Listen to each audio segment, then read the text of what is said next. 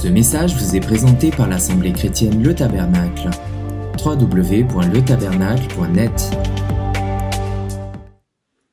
Je devais commencer par Pierre et le Seigneur a dit non, tu ne commences pas par Pierre. Juste avant de partir ici, voilà, il y a des choses qui me sont arrivées. J'ai écrit, alors avec moi, comme vous êtes de bons petits biblistes, je sais que vous aimez la parole, que vous avez des Bibles, que vous êtes capable de citer des versets. Mais moi, je vais vous emmener voir le prophète Jérémie au chapitre 23, au verset 29. Ah, quelle belle parole, frères et sœurs. Qui aime la parole de Dieu? Qui serre la parole de Dieu sur son cœur afin de ne point pécher contre l'Éternel? Qui le fait? Amen, amen, amen. Merci, je vois des mains levées. Je lève la main avec vous. Ma sœur François, ah oui, qui m'a apporté de l'eau, merci. Alors que dit le brave Jérémie? Oh le brave, qu'est-ce qu'il a souffert? Il y en a qui disent je suis prophète. Eh ben, c'est bien. On va demander à Jérémie. Il va te dire ce que c'est qu'un prophète. Alors, chapitre 23, verset 29. Ma parole n'est pas comme un feu. Ainsi dit l'Éternel. Alors tout de suite, je m'arrête avec vous pour que nous comprenions ce que le prophète dit et de quelle façon il est en train de le dire. Quand il est dit « Ainsi dit l'Éternel », c'est oracle de l'Éternel. C'est quelque chose de prophétique que Dieu va dire. C'est « Ainsi dit l'Éternel ». C'est oracle de l'Éternel. C'est un terme spécial en hébreu Nahum qui introduit la partie oraculaire du prophète. Ainsi dit l'Éternel, cela introduit une parole prophétique. Il dit, ma parole n'est-elle pas comme un feu et comme un marteau qui brise le roc? C'est une parole prophétique. Mais quelle portée a-t-elle cette parole prophétique? De quoi veut-elle nous parler? Si c'est oracle de l'Éternel, c'est quelque chose que Dieu fait ou va faire. Eh bien, c'est exactement ce qui se passe avec chacun d'entre nous.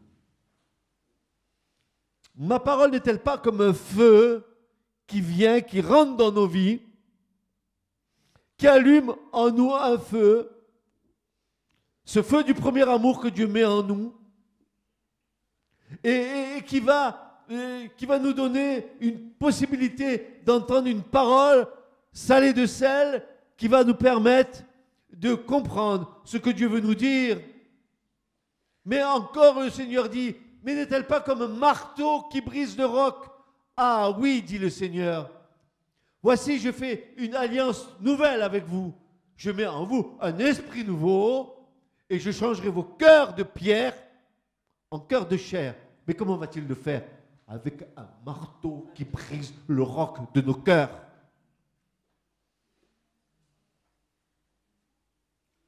Il faut que nos cœurs volent en éclats. C'est ça la parole prophétique que Dieu annonce. C'est ça qui va nous permettre de rentrer dans la promesse de Dieu, dans la nouvelle création que Dieu veut faire avec nous. Une parole de feu, une parole qui va briser tout ce que nos cœurs endurcis ont fait pour se blinder. Est-ce que vous ne croyez pas qu'encore aujourd'hui, mes bien-aimés frères et sœurs, nous n'avons pas besoin que cette parole agisse comme un marteau pour encore briser certaines duretés de nos cœurs?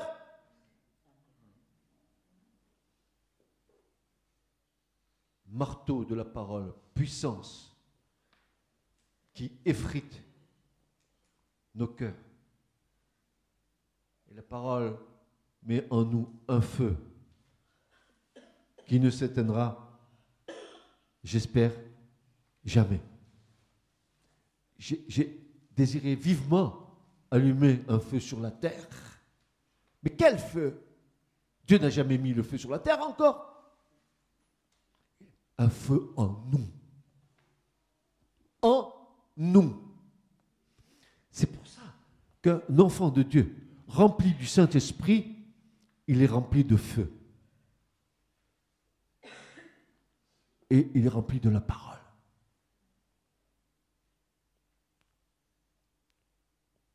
Alors, ce matin, je commence ce message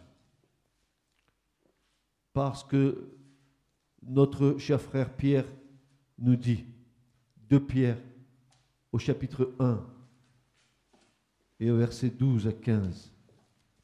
Et c'est ce que je veux être ce matin avec vous, mes frères et mes sœurs. Vous savez combien je vous aime. Qui ici pourrait prétendre qu'on ne vous aime pas? On vous serre sur nos cœurs. On vous aime. Yvette et moi, nous vous aimons.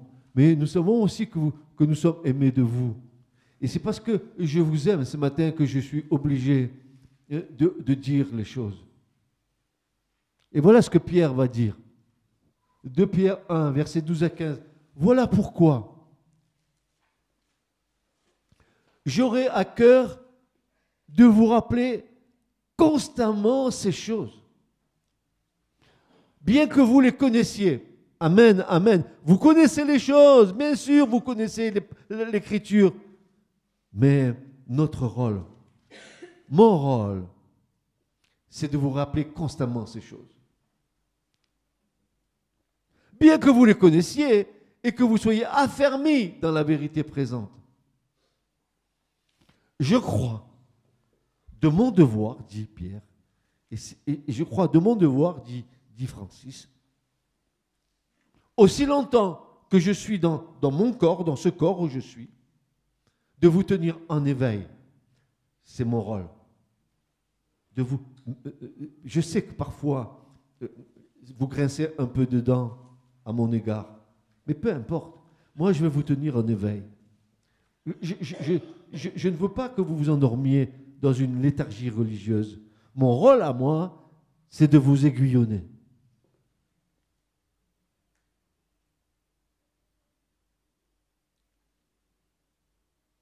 Je crois de mon devoir, aussi longtemps que je suis dans ce corps, de vous tenir en éveil par mes avertissements, car je sais. Alors, est-ce que c'est prophétique pour moi? Je ne sais pas. Mais peut-être je peux le prendre pour moi. Je le lis. Car je sais que je le quitterai bientôt, ce corps, ainsi que notre Seigneur Jésus-Christ me l'a fait connaître. Je veux aussi faire en sorte que vous puissiez toujours, après mon départ, vous remettre ces choses en mémoire.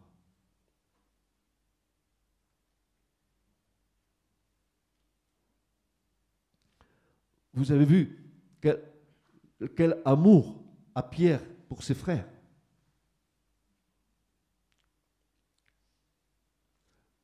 Vous croyez que c'est un rabat-joie parce qu'il rabâche les choses, Pierre? Il veut dire, j'aurai à cœur de vous rappeler constamment ces choses. Mais quelles choses? Nous allons le voir après. Bien que vous les connaissiez, nous pouvons connaître beaucoup de choses de l'Écriture. Je suis certain qu'il y a au milieu de nous des personnes qui sont capables de me citer des passages entiers de l'Écriture. Mais est-ce suffisant? Encore faut-il les vivre.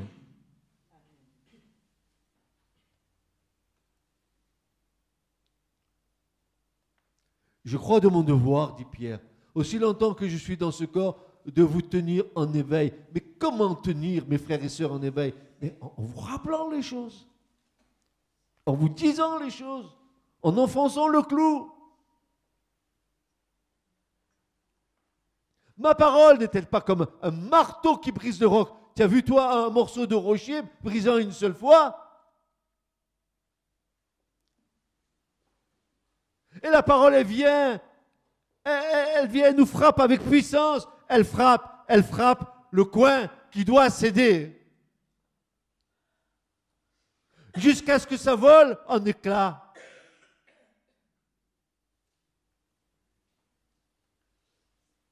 Ne dis pas, j'ai rencontré le Seigneur. Ne dis pas, oh, qu'est-ce que le Seigneur a fait avec moi quand je l'ai rencontré. Dis plutôt, qu'est-ce que le Seigneur est en train de faire maintenant dans ma vie, dans les choses que je dois abandonner.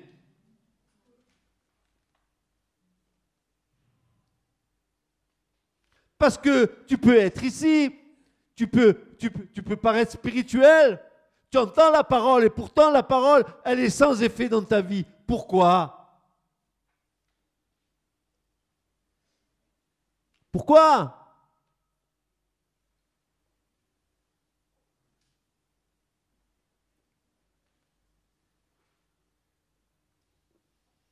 Dans l'Ancienne Alliance, c'était pareil. Ça, c'est Pierre qui nous dit ça. Mais souvenez-vous, mes bien-aimés, vous connaissez ça par cœur. Deutéronome 6, verset 3. Shema Israël, Adonai Eloheinu, Adonai Echad, etc., etc. Et qu'est-ce que dit le Seigneur à Israël? Il va dire ceci. Et tu inculqueras ces choses à tes enfants. Et vous savez ce que le Seigneur est en train de leur dire quand il leur dit, tu les inculqueras, shanan, ça veut dire, écoutez-moi bien, tu les aiguiseras, tu les rendras tranchants, tu les affileras, tu les feras pénétrer dans leur esprit. Quoi? Ben, les commandements de Dieu. Quoi? La parole de Dieu pour toi ce matin.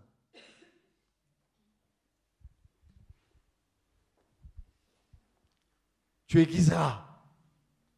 Il faut que la parole, qui est une parole vivante, qui est tranchante, aussi tranchante qu'une épée à de tranchant, qui est énergique, qui a le pouvoir de transformer l'intérieur de ton cœur, qui a le pouvoir de diviser l'âme de ton esprit, qui a un pouvoir extraordinaire. La parole de Dieu, la toute-puissante parole de Dieu. C'est un marteau. Mais peut-être que tu ne veux pas entendre ça ce matin. Tu préfères Jésus. Mon beau Jésus, oh fils de Marie, mon beau Jésus. Non, mais je dis ça, je ne me moque pas. Peut-être que tu es dans une attitude de béatitude. Non, non, non, non, non, non, non, non, non. Oui, tu peux être dans la béatitude. Oui, mais à un moment donné, il faut que tu sortes et que tu laisses l'Esprit de Dieu te montrer là où il doit encore agir dans ta vie.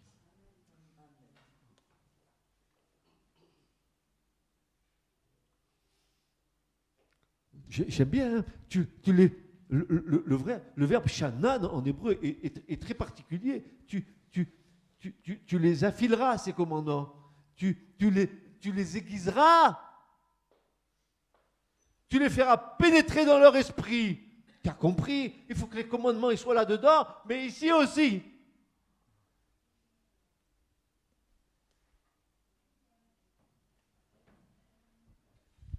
Alors, Pierre nous dit, j'aurai à cœur de vous rappeler constamment ces choses afin de vous les remémorer.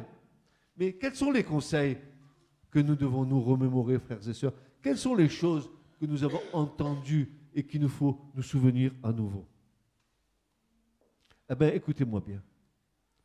Je voudrais avec vous prendre conscience de la réalité que nous vivons aujourd'hui. Ah oui, tant que c'était les braves petits chrétiens du Moyen-Orient qui se faisaient trucider, décapiter, qui se faisaient, n'est-ce pas, oh, qu'ils étaient loin, qu'on est bien dans notre douce France. Douce France, cher pays de mon enfance. Ah oui, quel beau pays. Mais qu'est-ce qu'on est bien en France. On mange bien, on boit bien, comme du temps de Noé, on se marie. Mais tout d'un coup, voilà que ça arrive chez nous.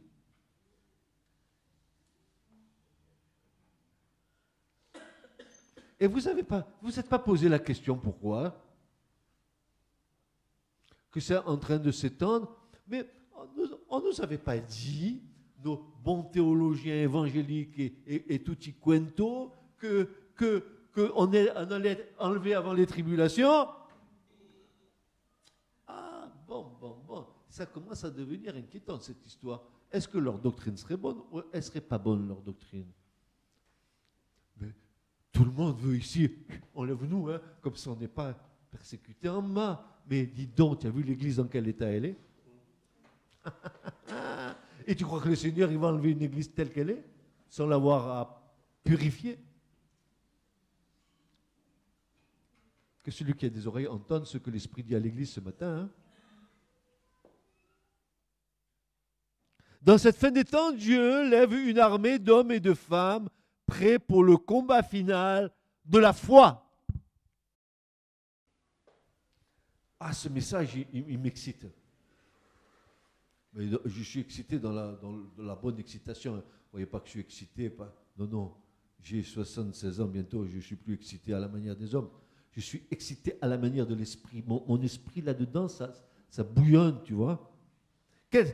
Dans cette fin des temps, Dieu lève une armée d'hommes et de femmes prêts pour le combat final de la foi. C'est comme le souligne l'apôtre Pierre, une fois de plus, l'épreuve de notre foi, bien plus précieuse que l'or périssable, notre foi qui est cependant éprouvée par le feu. Ah tiens, fuego, le feu. Tu sais ce que ça fait le feu? Demande à ma femme, tiens, elle vient de se brûler au deuxième degré, elle va te dire ce que ça fait. Notre foi éprouvée par le feu. Tu te rends compte? Il faut que de notre foi, toutes les scories de la foi sortent. Il va falloir que toutes les impuretés de notre foi sortent. Et ça, il n'y a qu'un moyen, c'est le feu de l'esprit.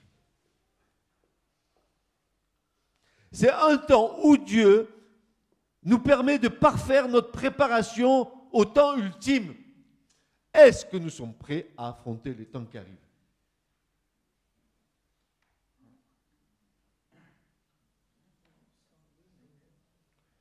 Êtes-vous prêts? Sommes-nous prêts à affronter les temps qui viennent? Qui sont déjà là. Nous sommes dedans. Et les deux pieds dedans. Je ne sais pas, mais je suis montpelliérain, j'ai entendu dire, je ne sais pas si c'est vrai, qu'à la Paillade, il y a eu des problèmes. Il y a eu des problèmes. Hein. Il y a une poudrière. Que nul d'entre vous dise « Je suis à l'abri ». Tiens, les petits Suisses là-bas, c'est pareil. Ils pensent parce qu'ils sont neutres que rien ne va leur arriver. Les petits Français aussi. Demandez aux petits Belges. Souvenez-vous de l'Espagne. Vous vous rappelez l'attentat à la gare de Madrid? Combien il y a eu de morts? 200 et quelques morts. Nous, on a eu 120 morts, on en a fait un plat. Il y a eu 200 morts en Espagne il y a quelques années en arrière. On n'a pas vu une telle solidarité qu'il y a eu. Parce qu'on est touché. Parce qu'on est touché dans nos biens matériels. Parce qu'on est touché dans notre bien-être. Alors on commence maintenant un peu à réagir. Mais dis donc, Bataclan, c'est bien beau. Mais vous avez vu, Bataclan, c'est quoi? Un concert de, comment il s'appelait le gars? Eagle, je sais pas quoi, les ailes de la mort. Il chantait une chanson à la gloire de Satan. Excusez-moi, hein, mais il y avait une autre chanson, excusez-moi pour celle-là, mais ouvre ta braguette.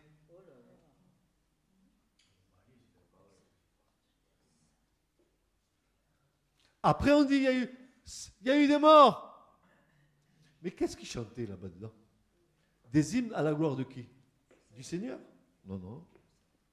De Satan.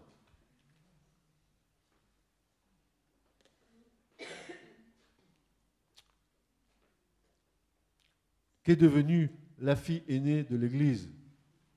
Pauvre France. C'est un temps où Dieu nous permet de parfaire notre préparation au temps ultime pour en sortir, comment? Vainqueur. Vous connaissez vos Bibles?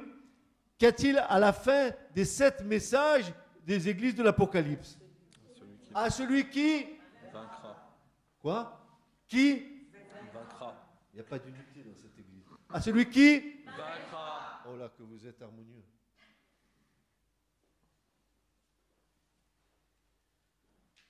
Vainqueur. À celui qui vaincra et à celle qui vaincra, Dieu éprouve notre foi par le feu de son esprit. Il nous purifie. Écoute-moi bien, mon frère, ma soeur. Si tu n'avances pas dans ta vie, si tu as un problème dans ta vie, si tu es bloqué dans ta vie, tu as intérêt à amener à la lumière tes péchés. Ah, moi je ne vais pas par quel chemin. Si tu es bloqué, c'est parce que tu as un problème, parce que tes péchés t'empêchent de prospérer spirituellement. Ah non. Il faut dire ce qu'il y a à dire. Hein.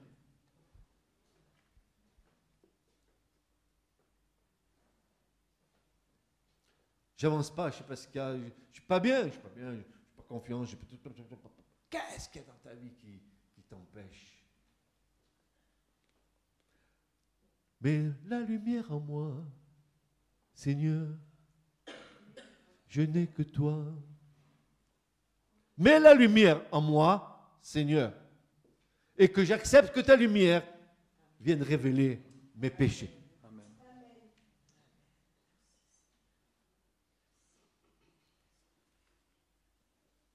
Certainement que les événements à venir et ce que nous vivons déjà nous laissent penser que l'Église du Seigneur sera passée par le feu purificateur des tribulations avant d'espérer l'enlèvement tant désiré et tant souhaité. Moi, je le désire, n'est-ce pas, cet enlèvement? Qui ne le désire pas? Mes frères et sœurs, pour être enlevé, il faut être prêt. Pas nous apprêter, être prêt.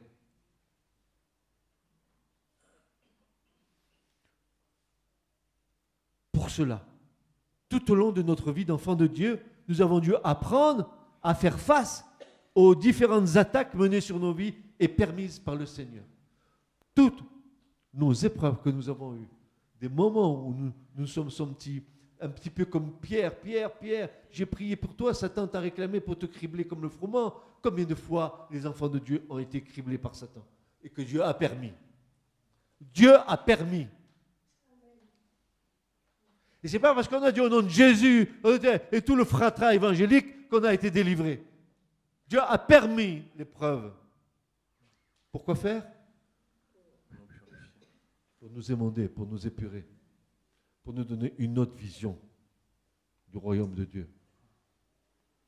Et nous avons été tout au long de notre vie soumis à de telles attaques. Mais pourquoi Dieu le permet? Pourquoi Dieu permet que nous soyons attaqués? Pourquoi permet-il ces choses?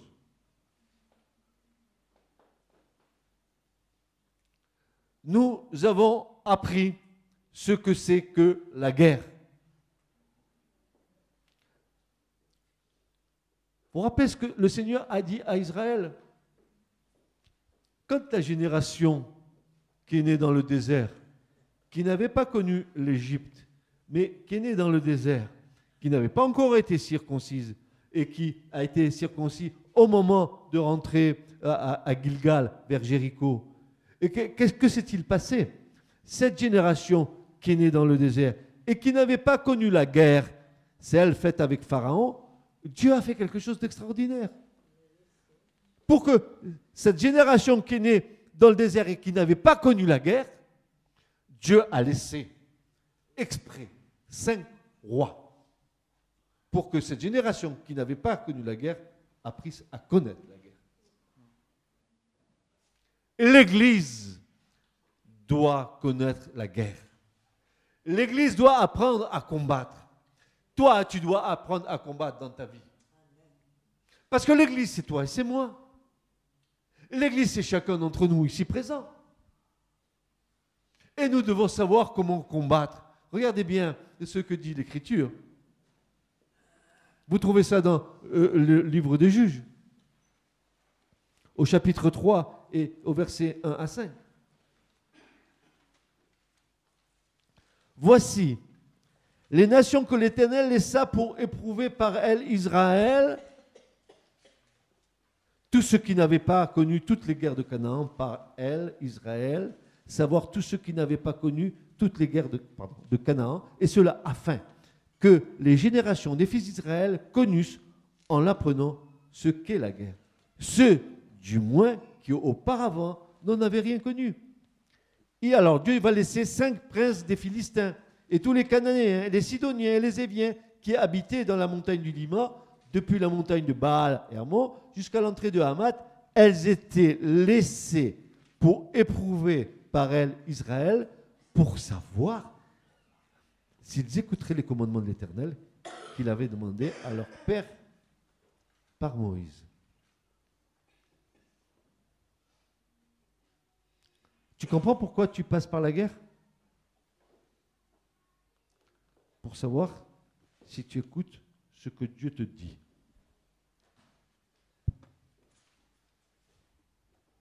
Pour savoir s'ils écouteraient les commandements de l'Éternel qu'il avait commandé à leur père par Moïse. Elles étaient laissées pour éprouver par elles Israël, ceux qui n'avaient point connu la guerre. Alors, écoute-moi bien, Église. Écoute-moi bien. Nous sommes en guerre. Et plus que jamais, nous sommes en guerre. Avant, nous étions en guerre, c'était des petits guet-apens. C'était des petites choses comme ça. Hein. Comme disait Paul, il disait ça aux Corinthiens. Il disait, parce que nous ne devons pas ignorer ses desseins. Quoi. Il a comme dit l'Écriture, une méthodia. Il a une méthode pour nous tendre des pièges. Mais aujourd'hui, c'est plus ça. La guerre est ouverte. Elle est déclarée ouvertement. Pourquoi je dis ça? Parce que l'Écriture nous dit que les ténèbres tombent de plus en plus fort sur la surface de la terre. Qu'est-ce que tu crois? Tu crois que tu es protégé, que tu as un petit confort matériel chez toi, que tu vis ta petite vie peinarde? Si tu es un enfant de Dieu, si tu es un enfant de Dieu, tu devras combattre.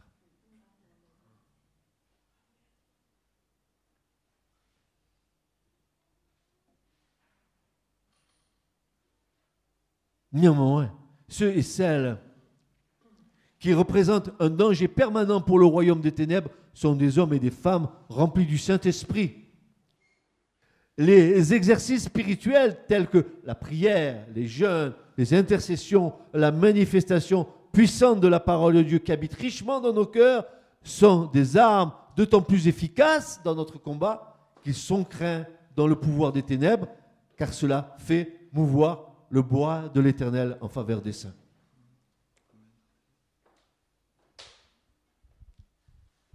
Prière, intercession, jeûne, parole de Dieu puissante. Hein? Kétiv, il est écrit. Qu'est-ce qu'il est écrit? L'épée de l'esprit qui est la parole. Toutes sortes de prières en esprit. La parole de Dieu qui est l'épée de l'esprit. Éphésiens 6, 10 et suivant. Mais où est ton épée? Où sont toutes sortes de prières en esprit? Parce que dès qu'il y a une petite attaque, ah, petit Dieu, je suis attaqué. Si tu pouvais éloigner de moi ce petit diable, s'il te plaît. Mais Jésus ne t'a pas dit ça. Jésus a dit, résistez. Allez-y, je suis avec vous. Apprenez la guerre. Apprenez la guerre.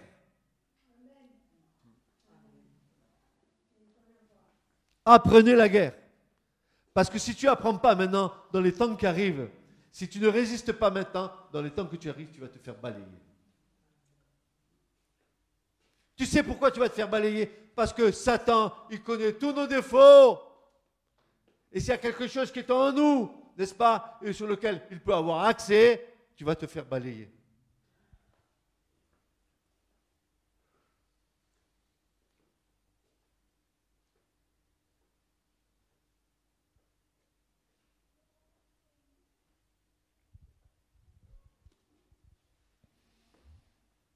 La prière, les jeûnes, les intercessions, la manifestation puissante de la parole de Dieu, cela fait mouvoir le bras de l'Éternel en faveur des saints.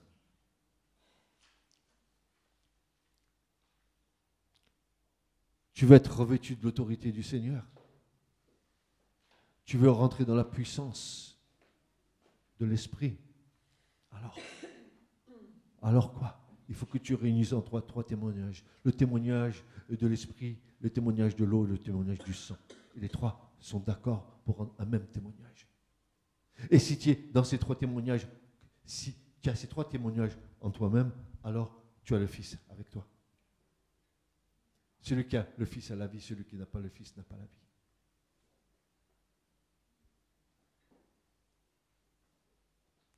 Pourquoi Dieu agit-il ainsi? Parce que les ténèbres agissent de plus en plus fort sur la terre avant l'enlèvement de l'Église et Dieu a besoin d'un peuple préparé à cet ultime assaut. Heureux ceux et celles qui seront trouvés debout.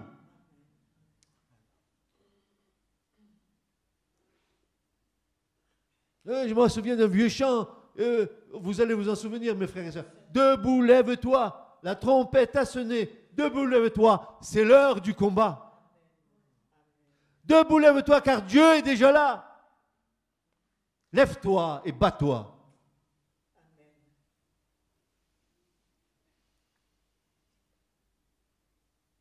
Posons-nous maintenant cette question.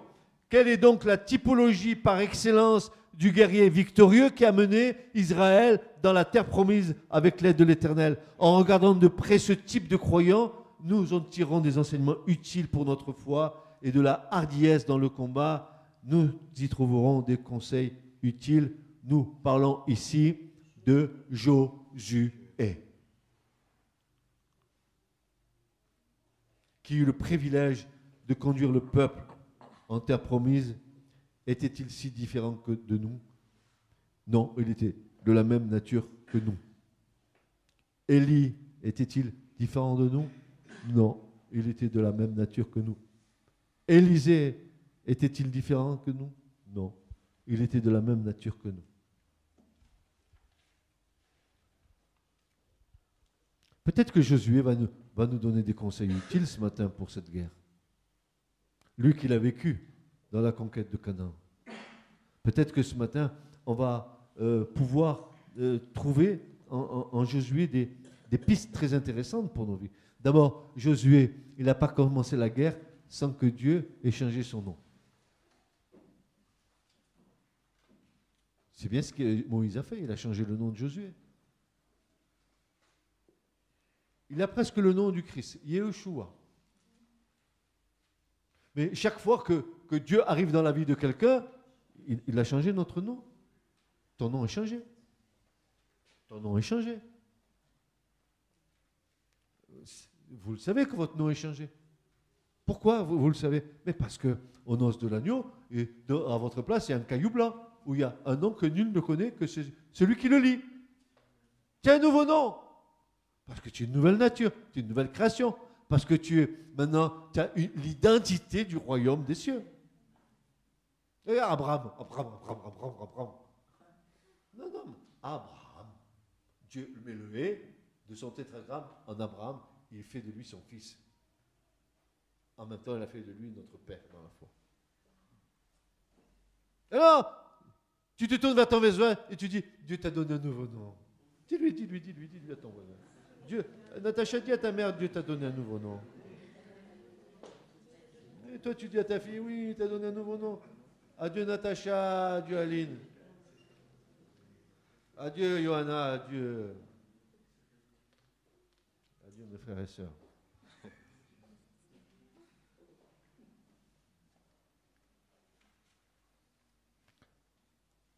Nous sommes enrôlés dans l'armée du Seigneur. Une autre condition qui ne saurait être évitée, car elle nous enseignera l'expérience. Écoutez bien cela. Écoutez bien cela. Ça, c'est très intéressant. Ça.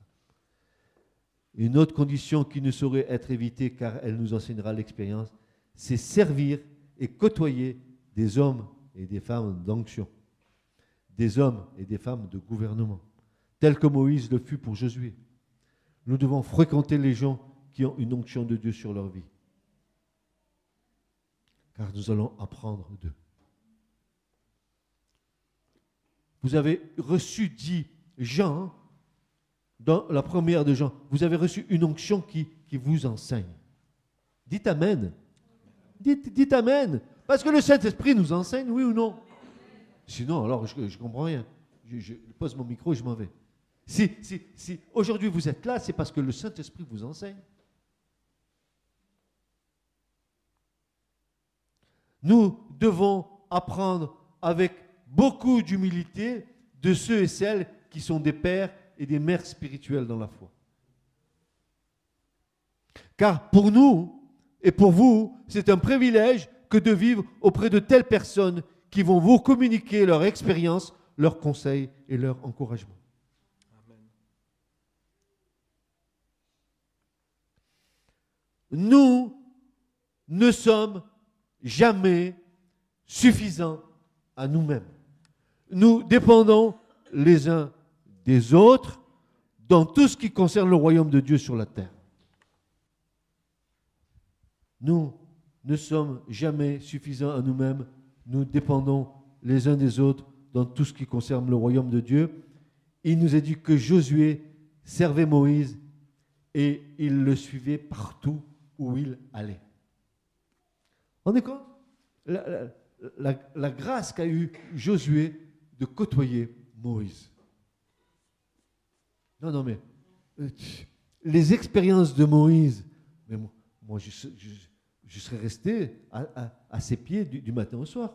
Je leur ai dit, Moshe, raconte-moi, dis-moi, qu'est-ce que tu as vu sur la montagne quand il t'a donné l'étape de la loi? Dis-moi, quand vous avez mangé et bu devant lui, raconte-moi Moïse, raconte-moi Moïse, comment le rocher, il a donné de l'eau. Moïse, raconte-moi comment la mer s'est ouverte en deux. Moïse, raconte-moi comment tu as les 10 plaies, comment tu as fait, Moïse? Raconte-moi, Moïse. Et Josué, il le suivait partout où il allait. Alléluia. S'il y a un homme, une femme d'onction et que tu rencontres dans ta vie, suis-le. Suis-le.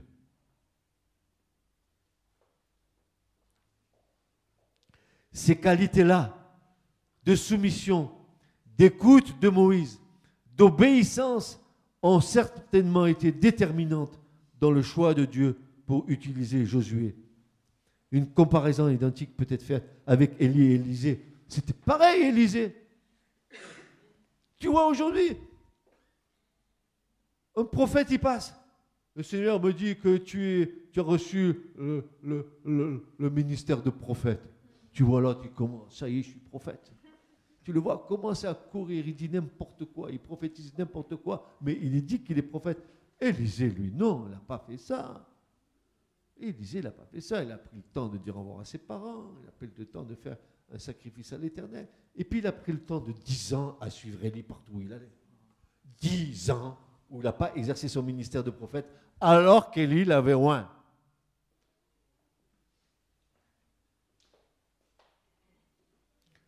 Et c'est ce proverbe que nous connaissons, tout vient à temps, à qui sait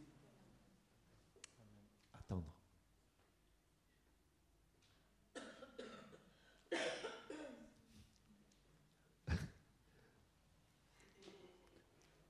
Le jour où j'ai vu qu'il y avait des prophètes de coussinets, la première fois que j'ai vu ça dans l'Écriture, je pensais que les prophètes, ils mettaient leur tête sur le coussinet pour faire un roupillon. Je me suis dit, mais qu'est-ce qu'il veut dire par là, les coussinets? Et je me suis aperçu que, bon, prophète de vanité, quoi.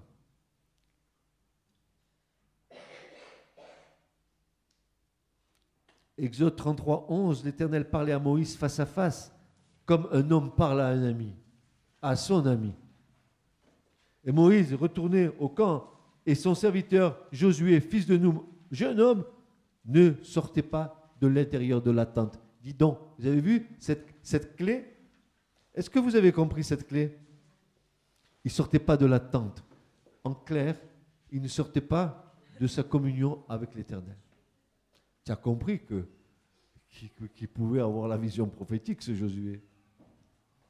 Tu comprends que Josué, il était capable de réaliser la parole de Dieu et ce que Dieu allait lui demander. Mais Josué n'aurait jamais pu accomplir l'œuvre de Dieu s'il ne s'était pas appuyé sur la parole de Dieu.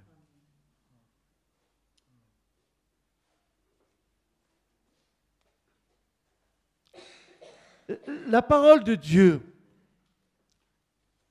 qui est en toi, cette parole qui habite richement dans ton cœur par le Saint-Esprit, elle te donne une autorité devant laquelle personne ne peut tenir.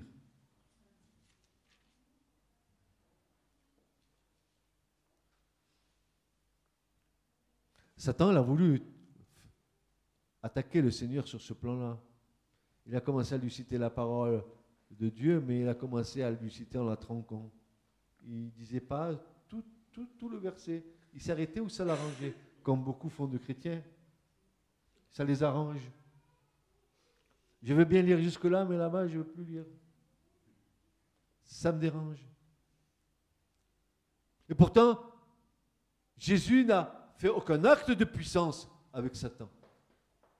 A-t-il manifesté la puissance du royaume? Non, non, non, non, non, non, non, pas du tout. Il a dit qu'Étive, et il est écrit. Il a fait échec à Satan avec la parole de son Père. Tu veux faire échec à Satan dans ta vie? Sors la parole comme une épée de son fourreau. Sors-la de ton cœur, de ta vie, et manipule-la au nom de Jésus. Tu vas voir comment l'ennemi va partir. Mais encore faut-il que cette parole-là, elle soit plantée dans ton cœur par le moyen de la foi. Toute parole de Dieu doit être plantée dans ton cœur par le moyen de la foi. Il n'y a aucune parole que tu puisses dire, si elle n'est pas, pas pétrie dans la foi, elle n'a aucun pouvoir.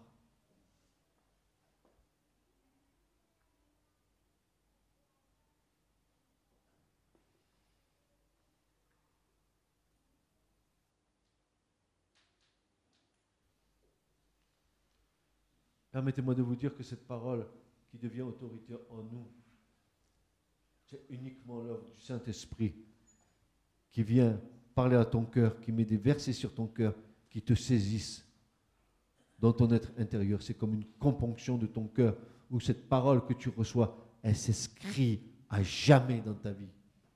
À jamais. Et jour après jour, mois après mois, année après année, dans ta relation avec Dieu, tu vois cette parole s'imprimer en toi. Et tu deviens comme une Bible ouverte. Non pas avec ta connaissance, mais parce que l'Esprit de Dieu a gravé en toi cette parole.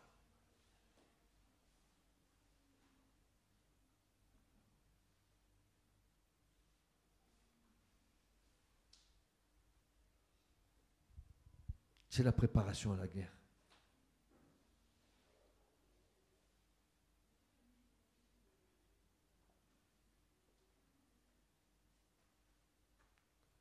Présence immédiate de Dieu dans la tente mettait Josué sous l'onction de Dieu. L'Éternel dit à Moïse, prends Josué, fils de Nun, un homme en qui est l'esprit, et pose ta main sur lui. C'est comme une transmission, vous savez, transmission de pouvoir. Mais quand Moïse met la main sur lui, Josué était déjà rempli de l'esprit. Vous vous rappelez, Moïse, un homme qui était tellement rempli de l'esprit qu'il était capable de prendre de l'esprit qui était sur lui et d'en mettre sur 70 anciens d'Israël. Imagine l'onction que Dieu avait mise sur cet homme, qui a eu ce privilège de voir passer toute la gloire de Dieu.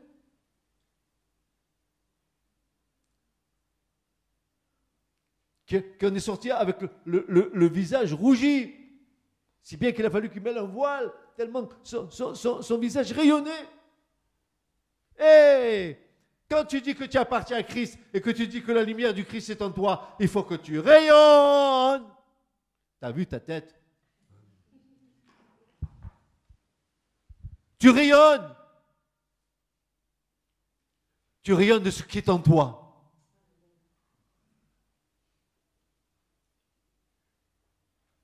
Tu dis pas que tu es constipé.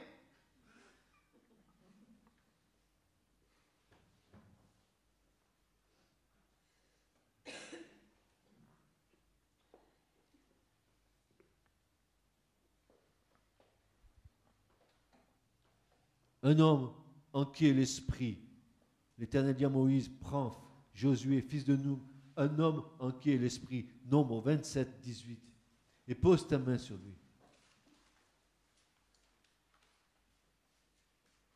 Tout le vécu de ces choses servit à Josué lors de la conquête de Canaan. Il a été le seul qui monta sur la montagne avec Moïse et non pas Aaron pour recevoir l'étape de la loi. Quel privilège il a eu. Josué a été l'homme choisi de Dieu pour préparer le peuple à entrer en Canaan. À Gilgal, voilà. Et voilà un principe dans la guerre. Écoutez bien là.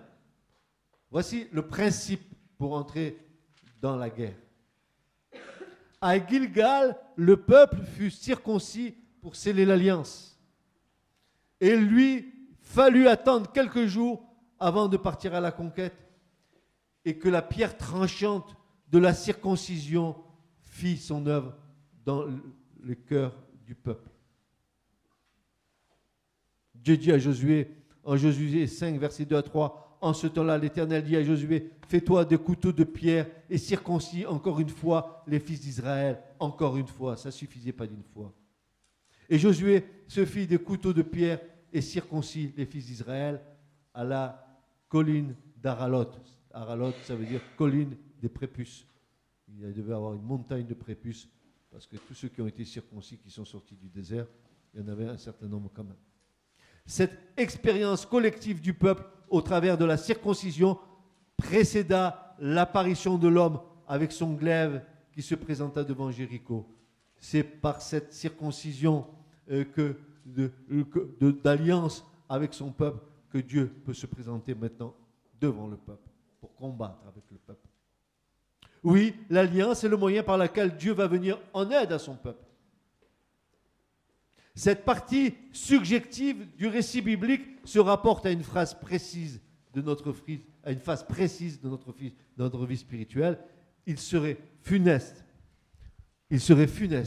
et aberrant à l'enfant de Dieu d'entrer en guerre avec Satan et avec les adversaires de l'Église du Christ en s'appuyant simplement sur le fait qu'il est mort avec le Christ, à moins qu'il ne permette au Saint-Esprit d'user envers lui de la pierre tranchante et d'opérer une séparation entre lui-même et le péché, la chair et le monde, ce qui revient à dire que la croix est une puissance de séparation qui doit être appliquée à notre vie en toute réalité.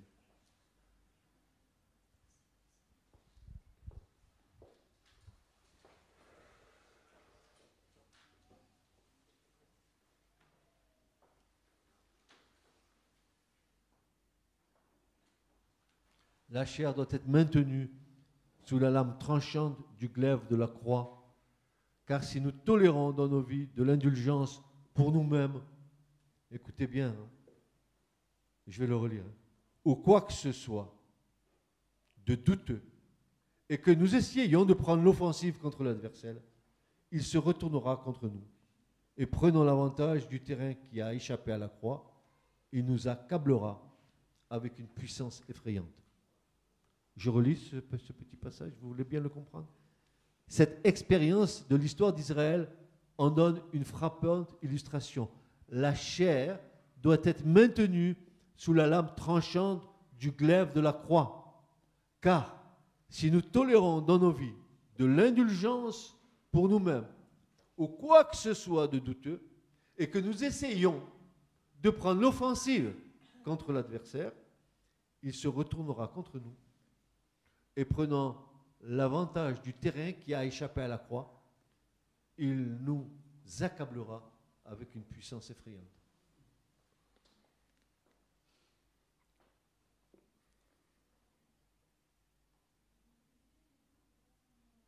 Avec l'expérience de la circoncision, pour nous, la circoncision du cœur aujourd'hui, vient la révélation du Christ ressuscité.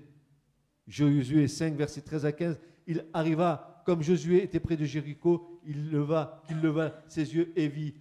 Voici, un homme se tenait debout devant lui, son épée nue dans sa main. Et Josué alla vers lui et lui dit, es-tu pour nous ou pour nos ennemis? Il dit non, car c'est comme chef de l'armée de l'Éternel que je suis venu maintenant. Et Josué tomba sur sa face contre terre et lui rendit hommage et lui dit, qu'est-ce que mon Seigneur dit à son serviteur?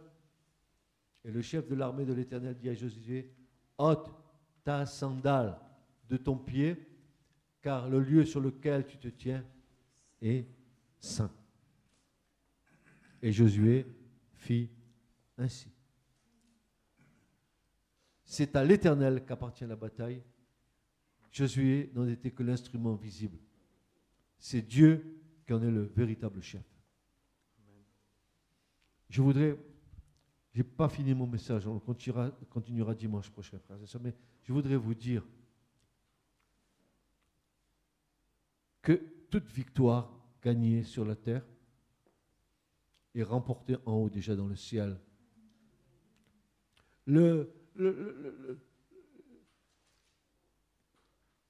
La victoire d'en bas, sur le plan terrestre, elle ne peut être gagnée que si elle est gagnée sur le plan spirituel. Amen.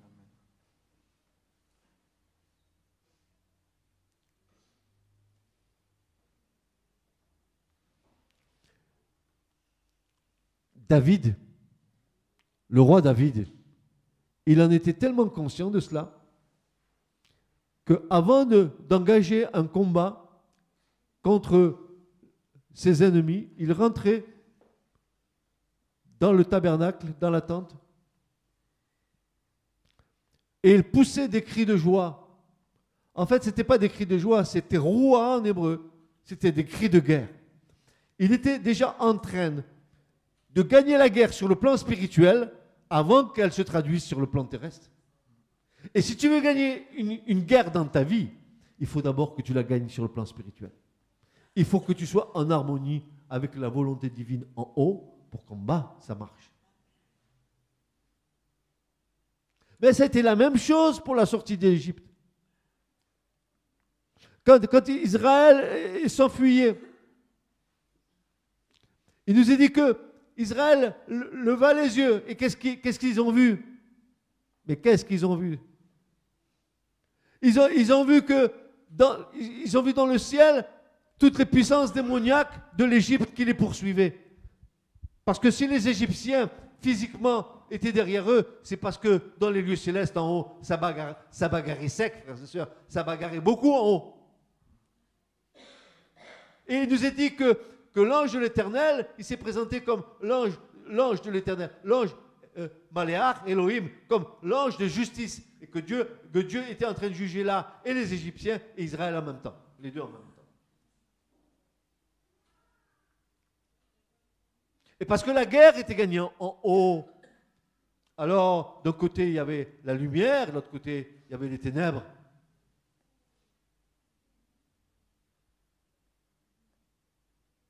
C'est une clé pour ta vie. C'est une clé pour le combat. Parce que tout à l'heure, la fois prochaine, j'en viendrai. C'est une clé pour le combat que nous avons pour le salut de nos maisons et de nos familles. Beaucoup de membres de nos familles sont entre les mains de l'ennemi. Ils sont partis dans le péché. Ils sont allés goûter aux choses du monde. Ils se sont, comme dit l'Éternel à Jérémie, ils m'ont abandonné à moi, la source d'eau vive. Ils sont allés boire dans les citernes crevassées. Voilà. Ils sont allés boire dans les choses du monde. C'est amer, les eaux du monde. Mais c'est amer. Ta chair, elle va jouir pendant un moment. Ok, c'est bon. Mais tu sais que la chair, elle est vite repue. Et tu vas voir, quand tu vas revenir, mais ton péché, il va te flasher en toi. Tu vas être mal à l'aise. Et dans nos familles, c'est pareil. Nos enfants, nos petits-enfants. Ils savent. Comme il est difficile, connaissant le Seigneur et étant parti dans le monde, quel combat il y a dans les cœurs pour revenir à Dieu. Les gens se culpabilisent. Dieu ne peut rien faire pour moi, mais ce n'est pas vrai. Si tu reviens à Dieu avec repentance, Dieu t'accepte. Va voir le fils prodigue.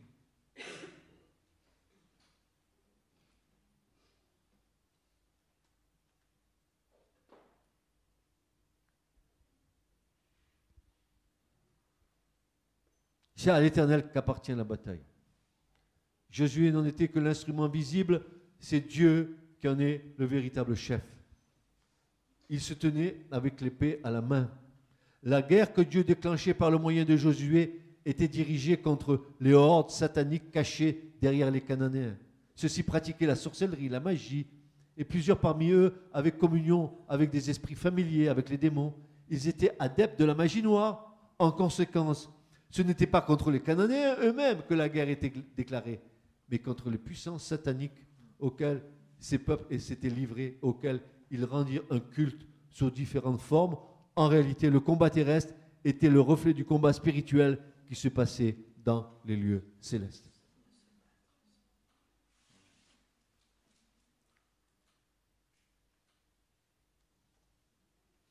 Josué va nous enseigner d'une manière admirable le vrai cheminement pour sortir plus que vainqueur de toutes sortes de situations qui vont se présenter contre nous. Car, frères et sœurs, je vous le dis ce matin, et je termine par là, nous sommes en guerre. La guerre est à notre porte. Je ne parle pas simplement que des attentats, je parle que c'est la dernière action de Satan.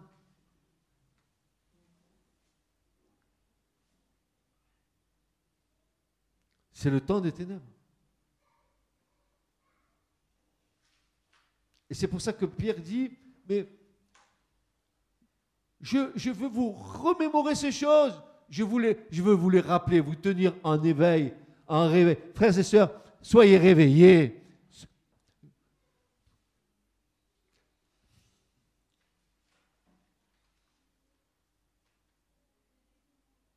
Ayez les yeux ouverts.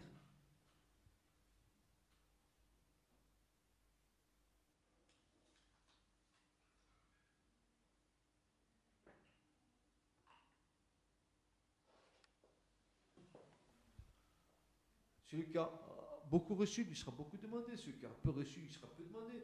Mais il nous demandera quelque chose quand même. Et arrêtons, franchement, arrêtons de palabrer avec la parole pour savoir comment c'est comme ça. Oui, on doit savoir, mais c'est plus le temps, c'est plus le temps, c'est plus le temps. Mais ce n'est plus le temps.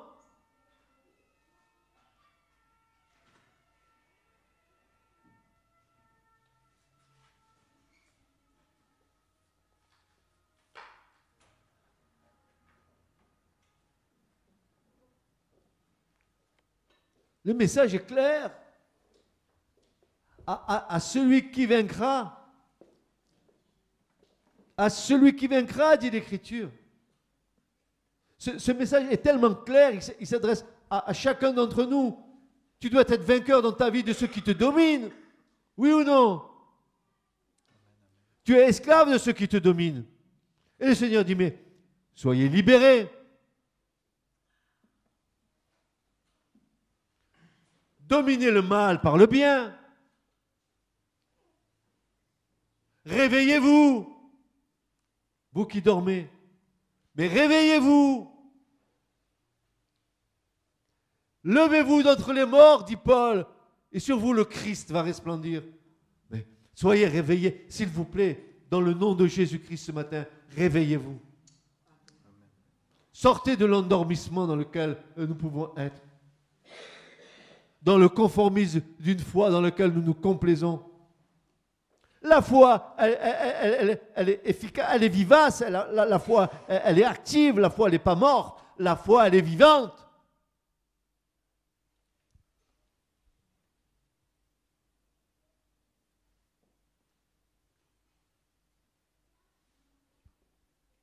Soyez réconciliés avec Dieu, je vous en supplie.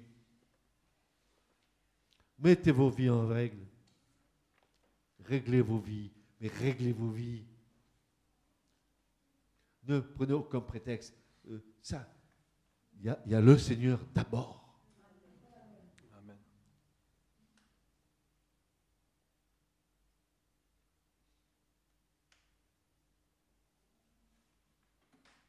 La prochaine fois, nous verrons comment nous fortifier, par quels moyens nous pouvons nous fortifier, parce que l'Écriture est pleine de bons conseils pour nous dans ce combat. Et je finirai par ça, n'est-ce pas, où il est dit ceci: voilà pourquoi j'aurai à cœur de vous rappeler constamment ces choses. Bien que vous les connaissiez, vous les connaissez. Vous les connaissez. Et Pierre dit, voilà pourquoi j'aurai à cœur de vous rappeler constamment ces choses, bien que vous les connaissiez et que vous soyez affermis dans la vérité présente. Je crois de mon devoir, aussi longtemps que je suis dans ce corps, de vous tenir en éveil par mes avertissements.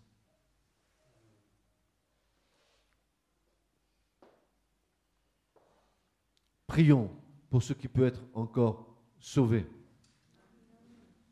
car la moisson est mûre et desséchée. Nous avons vu qu'elle était presque brûlée, la moisson.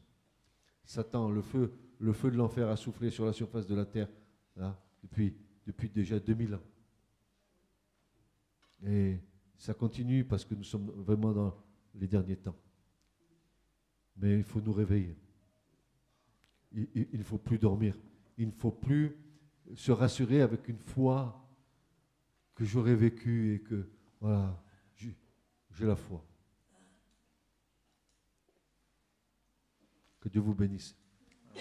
Que Dieu vous fortifie dans sa grâce. Que je prie pour que vous ayez une perception des événements spirituels qui sont en train de se passer. Je prie pour que nos yeux soient ouverts sur la réalité. Hein? Nous ne sommes pas comme Gazi. Gazi, il était là.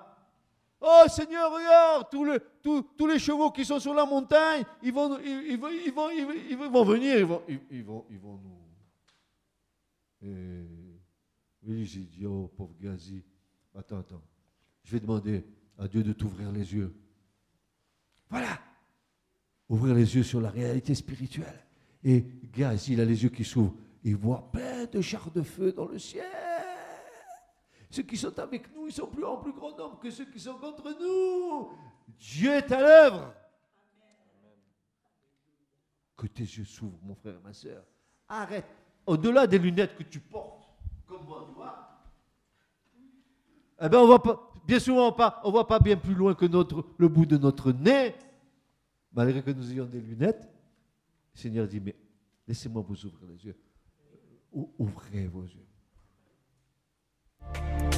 Ce message vous a été présenté par l'Assemblée chrétienne Le Tabernacle. www.letabernacle.net